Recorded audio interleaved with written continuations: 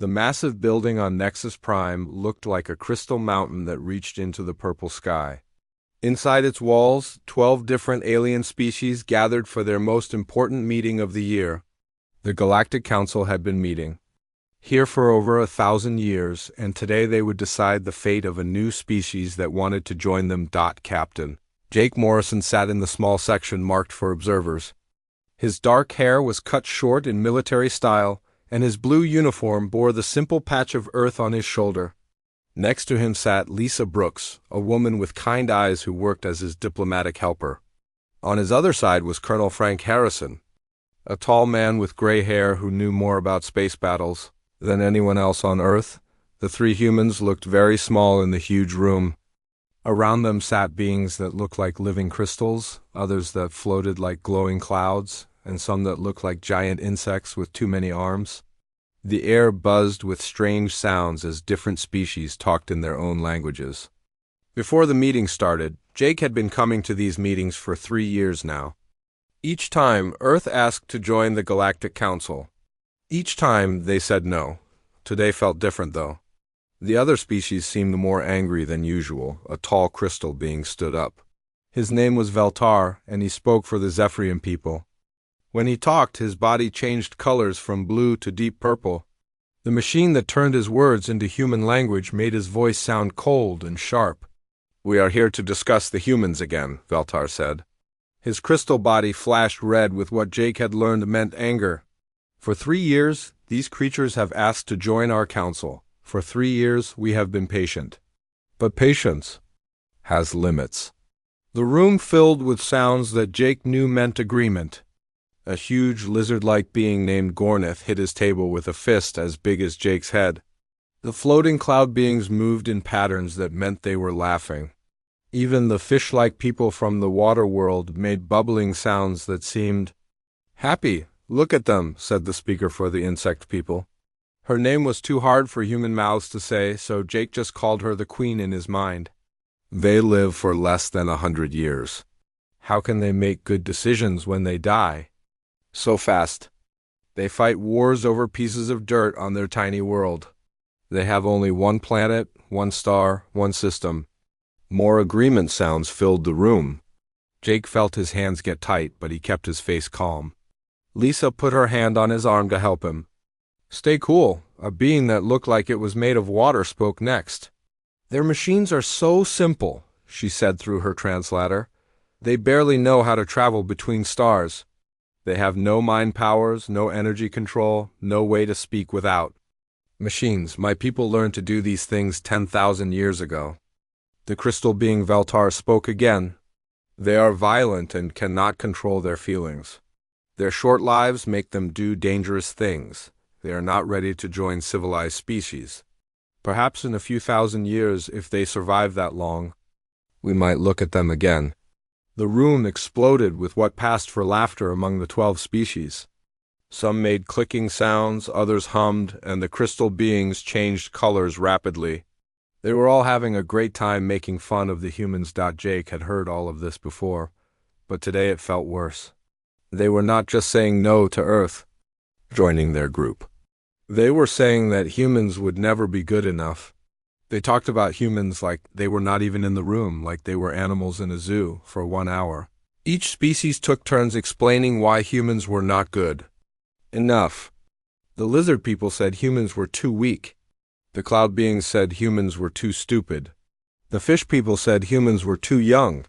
The insect people said humans were too scattered and could not work together. Finally, Jake could not listen anymore. He stood up from his chair. The huge room became quiet so fast that it felt strange. All eyes, sensors, and other ways of seeing turned to look at the human who dared to interrupt their meeting. "With respect," Jake said in a voice that carried clearly through the big space, "I think you have made a mistake." Veltar's crystal body turned a darker blue, which Jake knew meant he was getting angry. And what mistake would that be, primitive creature? Jake felt something cold and hard settle in his chest. His face stayed calm, but Colonel Harrison noticed that Jake's eyes had changed. They looked like the eyes of a predator that had been pushed too far. "You think that what you can see is all there is?" Jake said slowly. You laugh at things you do not understand. But the biggest mistake you made is thinking that we came here to ask for permission instead of offering to work together." The room exploded with laughter again. The Queen's clicking became so fast and loud that her translation machine could not keep up. The lizard being Gornith laughed so hard that spit flew from his mouth. Even the serious cloud beings were moving in patterns that meant they found this very funny. Jake waited for them to finish laughing. When the room became quiet again, he spoke in a voice that was not loud but somehow reached every corner of the huge building. "That," Jake Morrison said with eyes that had gone completely cold, "was your last mistake." The laughter stopped. Something in the human's voice made every being in the room feel uncomfortable. For just a moment, the predator that had learned to hunt on a dangerous world looked out through Jake's eyes.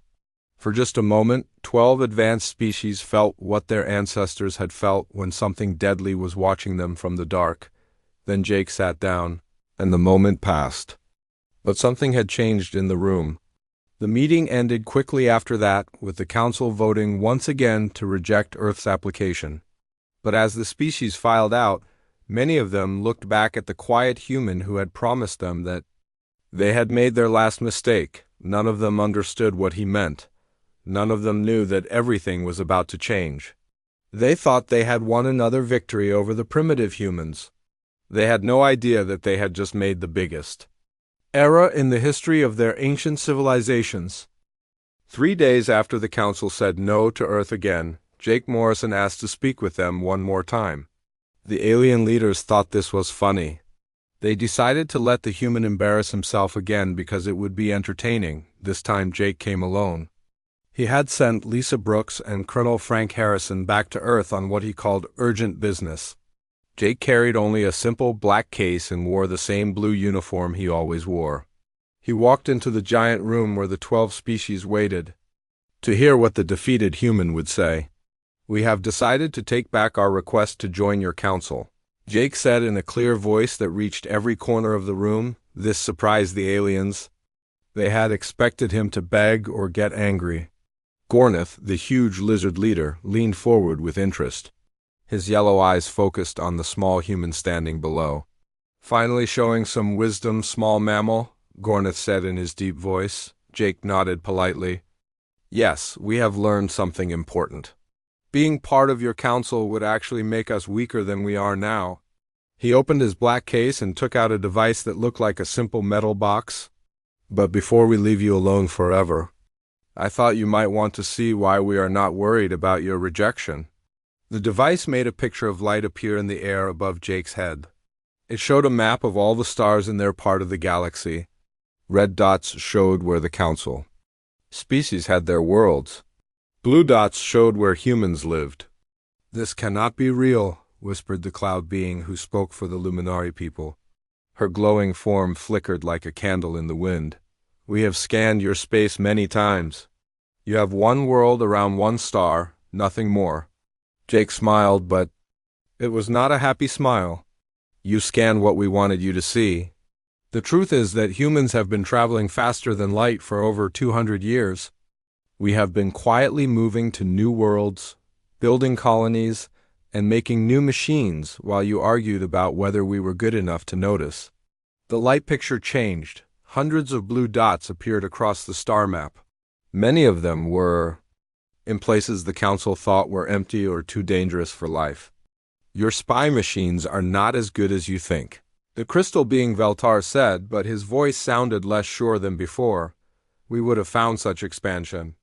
"Would you really?" Jake asked. He touched the device again. Now the picture showed Council spy drones, mapping ships, and hidden watching posts. Red X marks appeared over dozens of them. "We have been watching your watchers for many years. Every probe you sent to empty systems, every scan you made of primitive Earth, every spy device you thought was secret, we knew about all of them." The room became so quiet that Jake could hear the breathing of species that needed air. The meaning of what he was showing them hit like a physical blow. Jake kept talking. "We learned your languages, studied how your people live, looked at your machines, and found their weak spots. We know which of your species are actually dying out but trying to hide it. We know which ones are close to civil wars. We know about the resources running out that you all pretend are not a problem. The fish woman from the water world made nervous bubbling sounds. You are lying. Making up stories to feel better about being rejected? Jake looked at someone the aliens could not see and nodded. Suddenly, every personal communication device carried by every delegate turned on at the same time. They all displayed detailed reports about their own governments, military forces, and secret information that should have been impossible for humans to get. The Drakmor Supremacy is fighting a rebellion in their outer scales area that has already lost 17 worlds. Jake read from his own device. The Zephyrian Crystal Empire has used up their main energy sources and has maybe 50 years before their whole civilization collapses. The Luminari Collective is breaking apart because they cannot agree about consciousness expansion. Should I keep going? The silence stretched until it felt like a weight pressing down on everyone in the room. What do you want from us? The Insect Queen finally asked. Her translator made her voice sound small and afraid. Jake closed his black case with a sharp click. Nothing. We wanted to be good neighbors, to trade and work together. But you made it very clear that you think we are beneath you, so we will just continue without you. This is an act of war, Gornith hissed, showing teeth as long as Jake's fingers. No, Jake said calmly. This is just the truth. War is what happens when two sides want the same thing. We do not want what you have. We already have better. The device projected one more image. It showed human cities floating in space around distant stars. It showed machines that could change dead worlds into places where life could grow. It showed ships that made the Council's best warships look like toys made by children. For 3 years you told us we were not advanced enough, Jake said. You were right, but not in the way you thought. We were not advanced enough to waste time playing your political games. We were not advanced enough to limit ourselves to your small thinking. We were not advanced enough to believe that 12 species who have learned nothing new in 1,000 years could teach us anything useful. Veltar's crystal body had turned almost black with shock. How did you advance so quickly? Our experts said you were thousands of years away from real space travel. Maybe because your experts were studying the wrong species, Jake replied. You looked at humans and saw what you expected to see. Short lives, so we must be impatient. Emotional, so we must be unstable. Competitive, so we must be unable to work together. You saw our weaknesses and missed our strengths completely. The Queen clicked her mandibles nervously. What strengths? Adaptation, Jake said. Every other species in this room reached the stars and then stopped growing. You became comfortable with what you had. Humans never stop changing, never stop learning, never stop pushing forward. While you spent 1,000 years perfecting machines that were already old when our species learned to make fire, we went from wooden sailing ships to faster-than-light travel in less than 3 centuries. The water woman's gills flapped with fear. What happens now? Jake picked up his case and walked toward the door. Now you continue doing what you have been doing for the past 1,000 years. You hold meetings, argue about territory, and slowly decline while convincing yourselves that you are still important, and we will continue doing what humans do best. Which is what?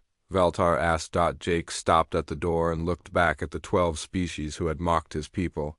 We adapt, we overcome, we thrive, and we do it all without asking permission from anyone. As Jake Morrison walked out of the council chamber, he left behind 12 species who finally understood that they had not rejected a primitive applicant. They had rejected a predator species that had been studying them for decades, learning their weaknesses, and quietly growing strong enough to make their entire civilization irrelevant. The human had been right about one thing: underestimating. His species had been their last mistake as the dominant powers in the galaxy. 2 weeks after Jake Morrison showed the council the truth about human expansion, the alien leaders met again in emergency session. Fear had replaced the arrogance that once filled their voices. Their spy networks, which they thought were perfect, had been completely compromised by a species they considered primitive, Veltar of the Zephyrians stood at the center of the chamber. His crystal body was now a dull gray color that meant deep worry. The situation is worse than we first calculated. Human infiltration appears to go back many decades and reaches into every level of our governments. Gornith, the massive lizard leader of the Drakmor, slammed his huge fist on the platform where he sat. The sound echoed through the chamber like thunder. This is war. Spying, infiltration, and deception on this scale demands we strike back immediately. The Luminari representative flickered with nervous energy instead of her usual calm glow. Gornith speaks from wounded pride, not wisdom. We must think about what this means strategically. If their technology and expansion are real, direct attack could destroy us all. The Insect Queen's mandibles clicked rapidly, a sign of extreme stress among her people. My scouts have confirmed it. The star systems we thought were empty or dead show signs of massive development and terraforming. The humans have been there for decades, possibly much longer. The water woman from the oceanic worlds raised a tentacle in concern. How did they achieve faster than light travel so quickly? Our scientists estimated they were thousands of years away from such breakthroughs. A new voice cut through there. Debate like a knife. Perhaps because your scientists were looking at the wrong species entirely. The delegates turned to see Colonel Frank Harrison entering the chamber. With him came two humans they had never seen before, Dr. Amy Chun, a small woman with intelligent eyes, and Commander Ryan Blake, a man whose bearing marked him as a professional soldier. Colonel Harrison, Veltar acknowledged coldly. You were not invited to this emergency session. Frank smiled, but there was no humor in it. Neither were your surveillance drones in our space, but we have been tolerating those for decades. He gestured to his companions.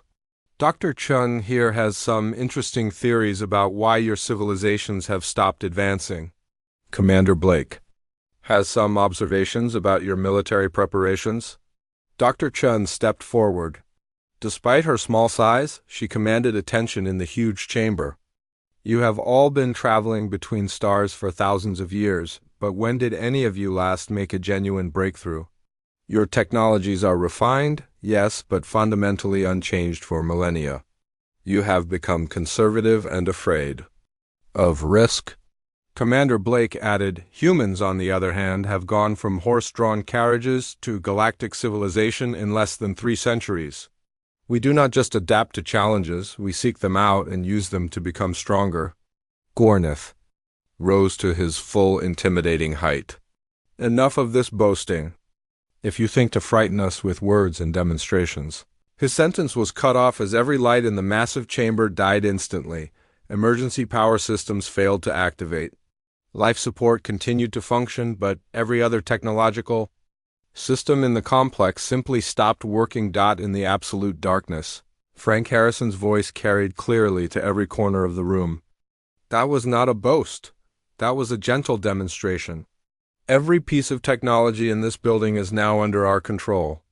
Every ship in orbit around this planet is dead in space.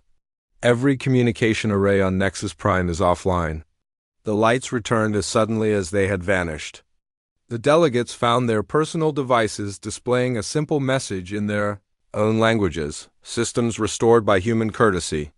Dr. Chen adjusted her glasses casually, as if nothing unusual had happened. You see, while you were perfecting technologies that were already ancient when humans still lived in caves, we were learning to think in completely new ways. Quantum computing, consciousness-machine interfaces, reality manipulation through controlled dimensional folding, these are not just improvements on what you already had. They represent entirely new ways of understanding the universe. Commander. Blake checked his watch with military precision. In approximately 6 hours, every Council species will discover that their home defense networks have been temporarily disabled and then restored.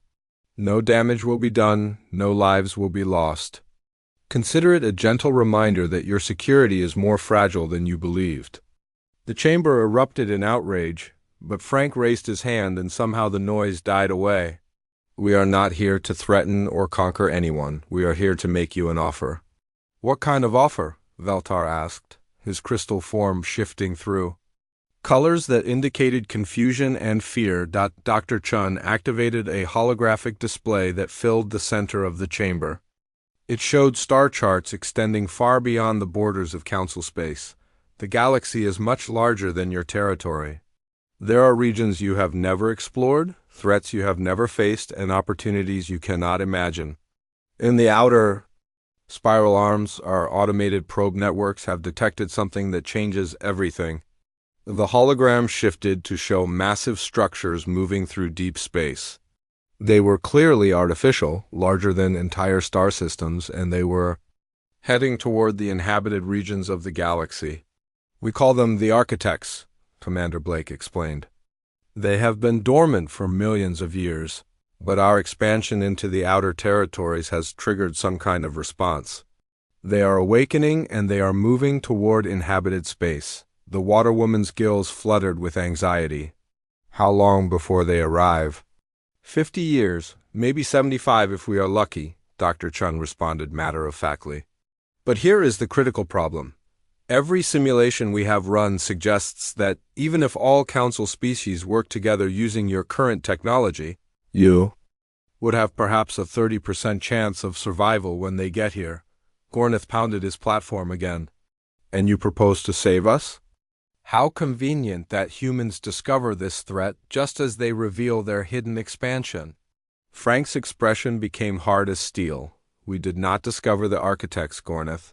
We have been monitoring them for 40 years. Our entire expansion strategy has been designed with this threat in mind. The question is not whether we can save you. The question is whether we should bother trying. The blunt statement sent shock waves through the assembly.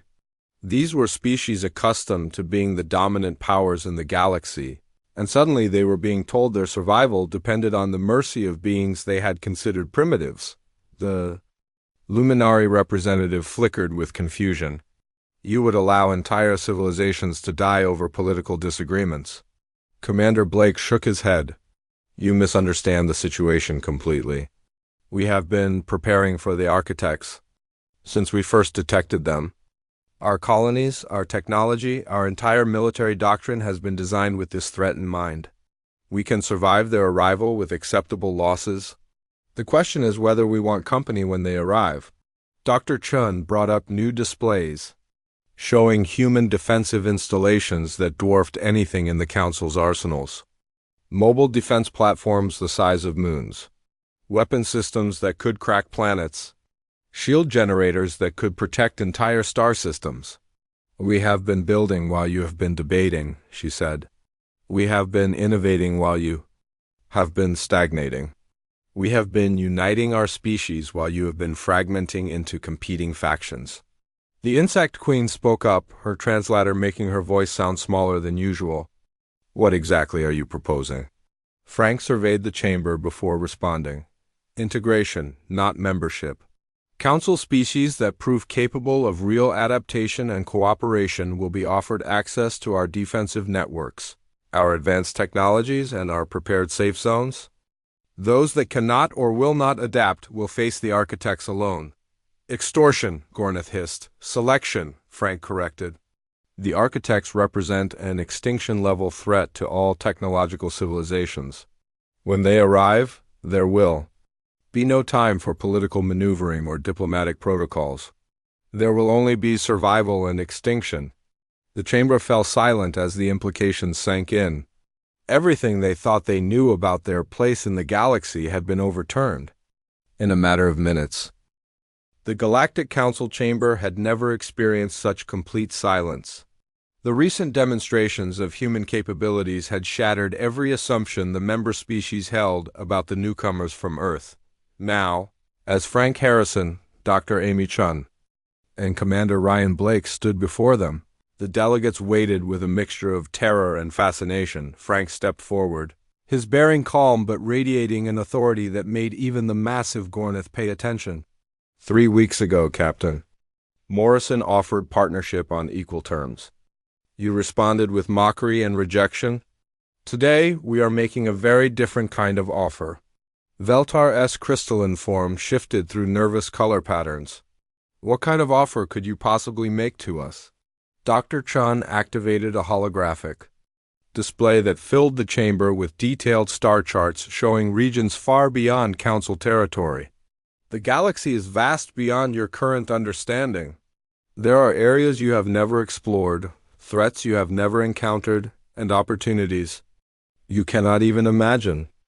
In the outer spiral arms, our deep space monitoring networks have detected something that will change the fate of every technological species in the galaxy. The hologram shifted to show massive structures of clearly artificial origin moving through the void between stars. They were larger than entire solar systems, their surfaces covered with geometric patterns that hurt the mind to contemplate. Even in the holographic representation, they radiated an alien wrongness that made every being in the chamber feel primitive and vulnerable. "We have designated them the architects," Commander Blake explained in his measured military tone. "They have been dormant for millions of years, possibly longer. Our expansion into the outer territories appears to have triggered some kind of awakening response. They are now moving steadily toward the inhabited regions of the galaxy." The oceanic delegates' gills fluttered with barely controlled panic. "How much time do we have before they reach us?" "Based on their current trajectory and speed, 50 years at minimum, 75 at maximum," Dr. Chun responded with scientific precision. "However, here is the critical factor that determines whether any of us survive. Every simulation we have run, using the most optimistic projections of Council military capabilities, suggests that even if all 12 species work together perfectly, using your current technology, you would have approximately a 30% chance of meaningful survival when they arrive." The chamber erupted in angry voices, clicking mandibles, and flashing lights as the various species protested this assessment. Gornith rose to his full imposing height, his yellow eyes blazing with fury. "You dare to judge our military might," the Drakmor leader snarled. "The supremacy has conquered 17 star systems. Our warships are unmatched in this region of space." Commander Blake's expression remained perfectly neutral. "Your largest dreadnought masses approximately 2 million tons and carries weapons capable of destroying a city. The smallest autonomous defense unit in our outer perimeter masses 50 million tons and carries weapons capable of sterilizing a continent. Your entire combined fleet could not penetrate the defensive screen around a single human research station." Frank gestured, and new holographic displays appeared showing human defensive installations. The scale was incomprehensible. Orbital fortresses that dwarfed entire Council worlds. Mobile defense platforms that could crack moons. Weapon arrays that could shatter planets. Shield generators that could protect whole star systems from any conceivable attack. "We did not build these to threaten you," Dr. Chun explained as the alien delegates stared in stunned silence at the displays. "We built them because we knew the architects were coming. Every human colony, every defensive installation, every technological breakthrough for the past 4 decades has been designed with this single threat in mind." The Luminari representative flickered with patterns that indicated deep confusion. "You would allow entire civilizations to perish over political disputes." Frank shook his head. "You still do not understand the fundamental situation. This is not about politics or territory or pride. This is about survival on a scale that makes your petty squabbles completely irrelevant. We have spent 40 years preparing for the architects. We can survive their arrival. The question we are debating is whether we want company when they arrive." The insect queen's mandibles clicked in rapid patterns that her translator struggled to keep up with. "What would this integration require from us?" Commander Blake smiled, but it was the cold smile of a predator. "Everything you have been unwilling to do for the past 1,000 years. Genuine cooperation instead of competitive hoarding of resources. Shared research instead of jealously guarded technological secrets. Unified defense instead of individual territorial squabbles. Most importantly, abandoning the arrogance and complacency that has kept your civilization stagnant for millennia." Dr. Chun brought up displays showing what integration actually looked like. human colonies where multiple species worked together on projects that none could accomplish alone. Research stations where different forms of intelligence combined their unique perspectives to solve problems that had seemed impossible. Defense networks where the strengths of various species were coordinated into something greater than the sum of their parts. This is what cooperative development looks like when species prioritize advancement over politics, she explained. When they choose growth over comfort, innovation over tradition, unity over division. The displays showed the staggering results of such cooperation. Orbital cities larger than council capital worlds. Research facilities that manipulated the fundamental forces of reality. Fleets of vessels that made their finest warships look like primitive toys. Manufacturing centers that could build entire worlds from raw materials, Veltar finally found. His voice. What would integration specifically require from each of our species? Frank's expression became deadly serious. Complete transparency in all technological and military matters. Shared command structures for defense against the architects. Open borders for refugee populations when the outer territories fall. Contribution of your species' unique capabilities to the common defense. And most critically, proof that your people can evolve beyond the limitations that have defined them for the past 1,000 years. The water woman raised a tentacle hesitantly. And if we refuse this integration, then you prepare to face the architects with what you have, Commander Blake replied without emotion. 30% survival probability, assuming perfect cooperation, between all 12 species, which your historical record suggests is unlikely. Gornith snarled with frustrated rage. This is nothing but extortion dressed up in noble language. Frank's eyes went cold. Gornith, in 50 years, beings like the architects will arrive at the borders of inhabited space. They will not care about your pride, your traditions, or your territorial claims. They will not negotiate, compromise, or show mercy. They will either find a unified galaxy capable of meaningful resistance, or they will find a collection of separate civilizations that die one by one because they were too proud to work together. Dr. Chen added the final piece of information that changed everything. Our deep space probes have detected other ancient structures beginning to stir. The architects are not the only prehistoric civilization that our expansion has awakened. Some appear hostile, others remain enigmatic, and a few might even be potential allies. The galaxy is about to become a much more dangerous and unpredictable place. The silence that followed was profound. Every delegate understood that they were witnessing the end of one era and the beginning of another. The age of small-scale territorial disputes and technological stagnation was ending. What came next would be determined by choices made in the next few minutes. Frank concluded with words that would be remembered for generations. You have one standard year to decide. Prove that your species can evolve beyond their current limitations or prepare to face the future alone. Captain Morrison was correct about one thing. We are no longer asking for permission. We are offering you a chance to be part of something greater than any of us could achieve alone. The choice is yours, but choose quickly. The galaxy will not wait for you to overcome your pride. 1 year had passed since the ultimatum, and the Galactic Council chamber looked completely different.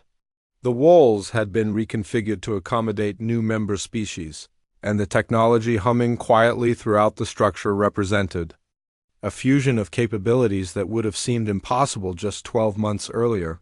Captain Jake Morrison entered the chamber, but he was no longer the isolated human representative pleading for membership. Beside him walked Dr. Amy Chun, now bearing the title of Chief Integration Scientist, and a diverse group of beings that represented the new reality of galactic civilization. The transformation had been nothing short of revolutionary. Of the original 12 council species, 8 had chosen integration over isolation. The decision process had been painful for civilizations accustomed to independence, but the alternative of facing the architects alone had ultimately overcome their pride. The Zephyrians had been among the first to request assistance. Their energy crisis forcing them to abandon centuries of technological secrecy.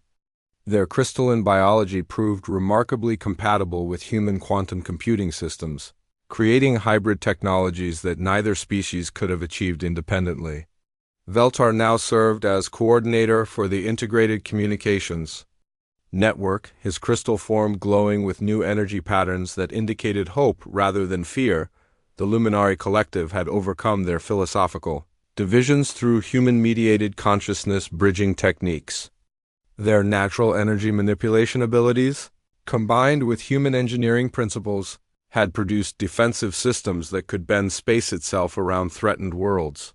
They now served as the primary communications backbone for the Integrated Defense Network, their collective consciousness allowing instantaneous coordination across vast distances. The oceanic delegates had contributed their mastery of biological engineering, which when combined with human adaptability research had produced terraforming capabilities that could transform dead worlds into thriving colonies in decades rather than millennia. Their expertise in underwater construction had also proved invaluable for building defensive installations in gas giant atmospheres and the deep ocean trenches of various worlds. Even the insect queen species had found their collective consciousness invaluable for coordinating the massive construction projects needed for the architect defense grid. Their ability to work as a unified mind had accelerated manufacturing timelines. Beyond all previous projections, the four species that had chosen isolation, including the proud Drakmor supremacy, had gradually watched their territories become increasingly irrelevant as the integrated species shared resources, technology, and expertise at an unprecedented rate. Gorneth's empire now faced internal rebellions and resource shortages while the integrated worlds prospered. Jake approached the central platform where a holographic display showed the current state of galactic civilization. The transformation was staggering. What had once been a scattered collection of isolated species jealously guarding their individual territories had become a unified network of worlds, each contributing their unique strengths to the collective defense effort. "Status report," Jake requested, his voice carrying the authority of someone who had helped orchestrate the greatest transformation in galactic history. Dr. Chun activated the comprehensive display showing the outer rim monitoring stations and defensive installations. The architects remain on their projected timeline. 63 years until arrival, but our preparation schedule has accelerated far beyond our most optimistic projections. Veltar, his crystalline form now displaying colors that indicated pride and accomplishment, stepped forward. The integration of our crystalline computational matrices with human adaptive algorithms has increased our processing power by several orders of magnitude. We are analyzing defensive scenarios and implementing improvements faster than we can design new challenges to test. The Luminari delegate added, "Our shared consciousness networks have eliminated the communication delays that once plagued interspecies cooperation. When the architects arrive, we will respond as a single coordinated entity rather than a collection of competing fragments." Jake nodded with satisfaction. Population redistribution status. Commander Ryan Blake, now bearing the title of Chief Integration Defense Coordinator, brought up demographic and resource allocation displays. 1,200 worlds now fall under the Integrated Defense Network. Population redistribution protocols are ahead of schedule. If worst-case scenarios prove accurate, we can relocate approximately 90% of integrated species populations to secure sectors within 30 years. The oceanic delegate reported, "Bioadaptation programs are exceeding all expectations. Species that were once restricted to specific environmental conditions can now thrive in multiple biosphere types. This flexibility will prove crucial for rapid evacuation and resettlement if defensive lines are breached." Jake paused, looking around the chamber at faces and energy patterns that had once shown him nothing but contempt. Now they worked together, with a unity of purpose that had accelerated their collective development beyond anything in recorded galactic history. "There is additional news," Dr. Chun announced, bringing up displays that caused excited responses throughout the chamber. "Our deep space monitoring arrays have detected something unexpected. The architects are not the only ancient civilization awakening." We have found evidence of others, some potentially hostile, others possibly benign, and a few that might even become allies. Jake studied the new data with interest rather than concern. Then we will adapt and overcome, just as we always have. The difference is that now we are not facing these challenges alone. The session continued with planning for the next phase of integration, contact protocols for species beyond the former Council territories, expansion of the defensive network to cover newly discovered inhabited systems, continued preparation for challenges they could not yet imagine. As the meeting progressed, Jake noticed something that would have seemed impossible a year earlier. The various species were not just cooperating, they were genuinely collaborating. Ideas flowed freely between radically different forms of intelligence. Solutions emerged from the combination of perspectives that no single species could have achieved, the Zephyrian crystalline, logic combined with human intuition to solve complex strategic problems. Luminary energy manipulation enhanced by human engineering created technologies that seemed like magic. Oceanic biological expertise merged with human adaptability principles produced life support systems that could sustain any known form of life. When the formal session concluded, many delegates approached Jake personally, not as representatives, seeking favor, but as colleagues and partners in the greatest undertaking in galactic history. Veltar was among the last to speak with him. Captain Morrison, I must ask something that has been troubling me. When you said we had made our last mistake, did you know it would lead to this transformation? Jake considered the question carefully, remembering that moment of cold fury when 12 species had mocked his people as primitive. I knew that underestimating humanity was a dangerous mistake. I knew that arrogance and isolation would eventually prove fatal in a universe full of unknown threats. But this, he gestured to, displays showing hundreds of worlds working together in unprecedented cooperation. This exceeded even our most optimistic projections. Veltar's crystal form shifted to colors indicating deep respect. Your species has given us something we had lost without realizing it, hope for a future that extends beyond mere survival. As Jake left the chamber, he passed a memorial wall that had been installed near the entrance. It honored the 4 species that had chosen isolation over integration. The Drakmor supremacy, once proud and mighty, now faced the same internal rebellions and resource depletion that had driven other species to seek human partnership. The other isolated species had similarly seen their influence and capabilities diminish as the integrated network surpassed them in every measurable category.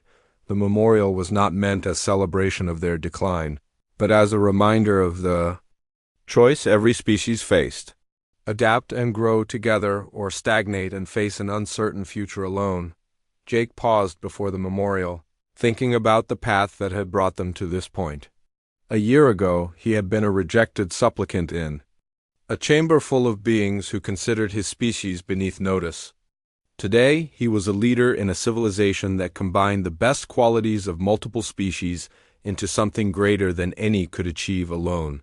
The transformation had not been without challenges, cultural differences that seemed insurmountable, technological integration problems that required entirely new approaches, political disputes that threatened to derail cooperation before it could take root.